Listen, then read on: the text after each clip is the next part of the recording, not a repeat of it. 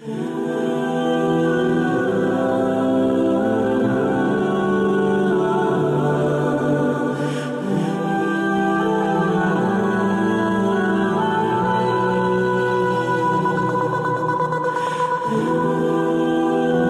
میں پیارے رسول صلی اللہ علیہ وسلم کو اسلام کی دعوت دیتے ہوئے 10 سال گزر چکے تھے۔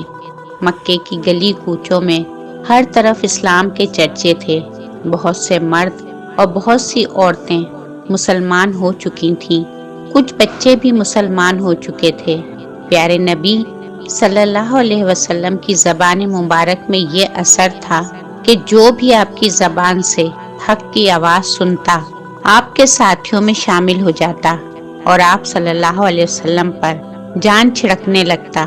یہ حالت دیکھ کر مکے کے کافر بہت جھنجھلاتے، رسول اکرم صلی اللہ علیہ وسلم کو نعوذ باللہ جادوگر کہتے اور لوگوں کو روکتے اور ان پر زور ڈالتے کہ ان کی باتیں نہ سنو۔ انہی دنوں یمن کے ایک مشہور شاعر طفیل مکے میں آئے۔ یہ اپنے قبیلے کے سردار تھے اور یمن کے لوگ ان کو بہت مانتے تھے۔ جب یہ مکے پہنچے تو مکے والوں نے ان کا بڑا شاندار استقبال کیا اور بڑی عزت سے پیش آئے، مگر مکے والوں کو یہ فکر ہو گئی کہ اگر کہیں طفیل نے محمد صلی اللہ علیہ وسلم کا کلام سن لیا تو یہ ضرور مسلمان ہو جائیں گے۔ وہ کلام ہی ایسا ہے کہ سننے والا بغیر اثر لیے رہ ہی نہیں سکتا، اور پھر طفیل تو خود ایک شاعر ہیں، کلام کی اچھائی کو پرکھنے والے ہیں۔ محمد کا اونچا پر اثر کلام اور پھر ان کی سیرت و اخلاق کی کشش، طفیل نے اگر ان کو دیکھا تو مسلمان ہو ہی جائیں گے، اور اگر یہ مسلمان ہو گئے تو ان کا پورا قبیلہ مسلمان ہو جائے گا۔ مکے والوں کے لیے طفیل کا یہاں آنا ایک بڑا حادثہ بن گیا۔ طفیل نے ان کو بڑی فکر میں ڈال دیا۔ سب سمجھدار لوگ مل جل کر بیٹھے، آپس میں مشورہ کیا اور یہ طے ہو گیا کہ جیسے بھی ہو طفیل کو محمد صلی اللہ علیہ وسلم سے ملنے نہ دیا جائے۔ کچھ لوگ طفیل کے پاس پہنچے اور بڑی رازداری اور خیر خواہی کے انداز میں طفیل سے کہا، آپ نے ضرور ذکر سنا ہوگا، ہمارے یہاں ایک صاحب ہیں جو کچھ دنوں سے اپنے آپ کو نبی کہنے لگے ہیں، بڑے زبردست نعوذ باللہ جادوگر ہیں، ان کی باتوں میں بلا کا اثر ہے، ان کی باتیں سننے والا ان کے جادو سے ہرگز نہیں بچتا، جو بھی ایک بار ان کی باتیں سن لیتا ہے بس انہی کا ہو کر رہتا ہے۔ مکے کے بہت سے بھولے بھالے ان کے جادو میں پھنس گئے ہیں اور اپنے باپ دادا کے دین سے پھر گئے ہیں۔ بہت سے گھرانے ہیں جہاں انہوں نے بیٹھے بٹھائے باپ بیٹوں میں اور چچا بھتیجوں میں لڑائی کرا رکھی ہے، اور پھر جس پر بھی ان کا جادو چل جاتا ہے وہ ایسا ہکا بکا ہو جاتا ہے کہ پھر وہ کسی کی نہیں سنتا۔ بھلا کیا مجال کہ کوئی اپنی بات سے ہٹا سکے۔ آپ کو یہ سب باتیں ہم نے اس لیے سنائی کہ آپ ہوشیار رہیں۔ طفیل نے ان لوگوں کی یہ باتیں بڑے غور سے سنی اور دل میں طے کر لیا کہ کچھ ہو اس شخص کی بات ہرگز نہ سنوں گا، کہیں میرے اوپر بھی اس کا جادو کا اثر ہو گیا تو کیا ہوگا۔ اور پھر تو طفیل کعبہ میں جب بھی جاتے تو کانوں میں خوب روئی ٹھونس لیتے کہ کہیں اس شخص کی آواز کانوں میں نہ پڑ جائے۔ ایک دن کعبہ میں پیارے رسول صلی اللہ علیہ وسلم نماز میں قرآن شریف پڑھ رہے تھے۔ اتفاق کی بات طفیل بھی پہنچ گئے۔ خدا کا کرنا قرآن شریف کی آواز کان میں پڑ گئی۔ انہیں یہ آواز بہت بھلی لگی۔ پہلے تو ٹھٹکے، لیکن پھر سوچا کہ خود شاعر ہوں، اچھی بری بات کو سمجھتا ہوں، کلام کی باریکیوں اور خوبیوں سے بھی واقف ہوں، کیا میں اتنا بھی نہیں سمجھ سکتا کہ کون سی بات میرے لیے اچھی ہے اور کون سی بری؟ سننا تو چاہیے کہ آخر یہ صاحب کس قسم کی باتیں کرتے ہیں۔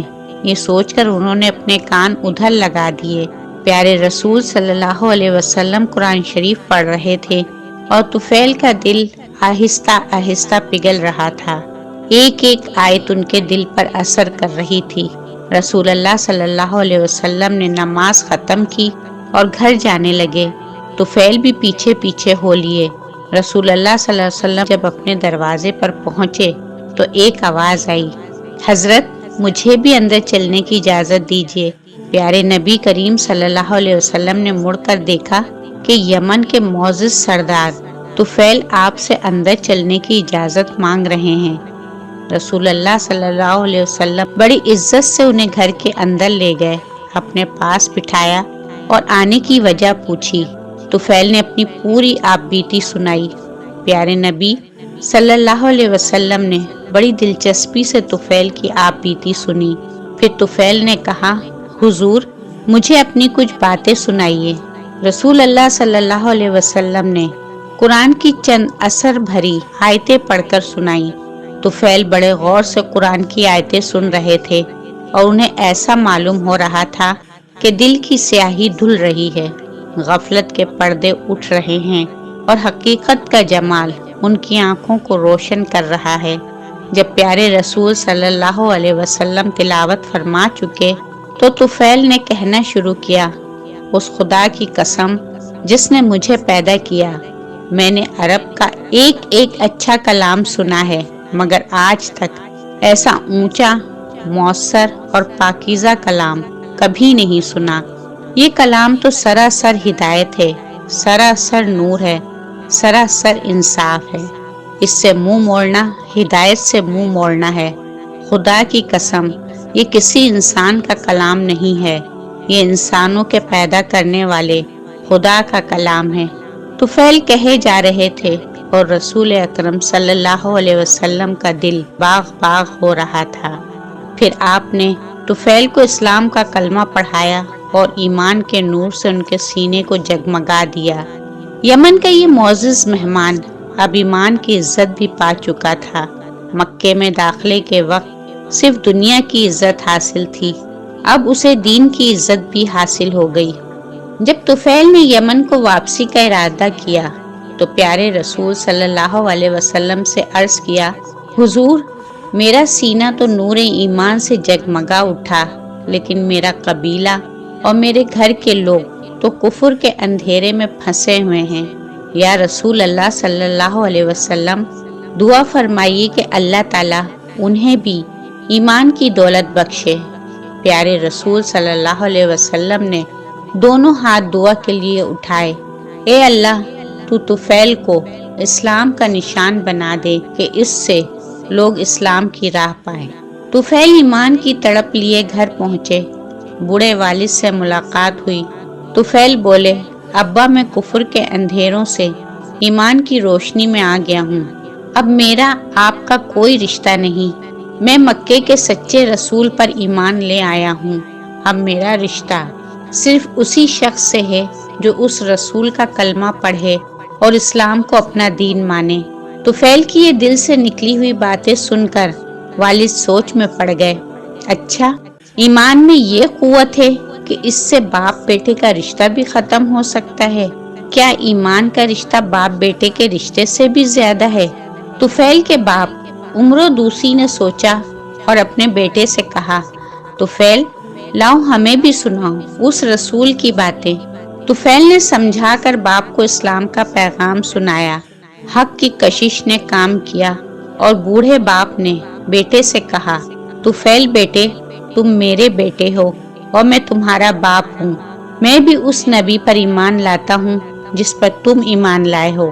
طفیل کی آنکھیں خوشی سے بہہ پڑیں اور بولے، ابا جان چلیے غسل فرما لیجئے اور اسلام کا کلمہ پڑھ کر اللہ کے پیارے بن جائیے۔ عمرو دوسی نے غسل کیا، کلمہ شہادت پڑھا اور اسلام کی دولت سے مالا مال ہو گئے۔ باپ کے بعد محبت کرنے والی بیوی سے ملاقات ہوئی۔ بیوی کو دیکھ کر طفیل کی آنکھوں میں آنسو آ گئے، مگر وہ فوراً ہی سنبھلے اور بیوی سے کہا، پیاری بیوی اب ہمارا تمہارا کیا رشتہ، میں تو مکے والے نبی پر ایمان لا چکا ہوں اور تم ایمان کی روشنی سے محروم ہو، میں اسلام کی روشنی میں چل رہا ہوں اور تم کفر کے اندھیروں میں بھٹک رہی ہو۔ ایمان اور کفر کا کیا ساتھ، میرا رشتہ تو صرف ان لوگوں سے ہے جو اس خدا کی بندگی کریں جس کا کوئی شریک نہیں، اور اس رسول پر ایمان لائیں جسے خدا نے ہماری ہدایت کے لیے بھیجا ہے۔ طفیل کی اثر بھری تقریر سن کر بیوی کے دل کے دروازے بھی کھل گئے۔ حق کی کشش نے اسے بھی کھینچ لیا اور کہنے لگی، میں رہتی زندگی تک آپ کی رفاقت میں ہی رہوں گی۔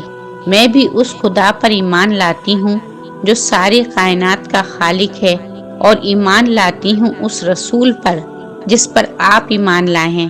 طفیل کا دل خوشی سے اچھل رہا تھا، ان کا چہرہ حق کی فتح پر چمک رہا تھا، اور وہ یہ سوچ رہے تھے کہ کتنی کشش ہے ایمان میں۔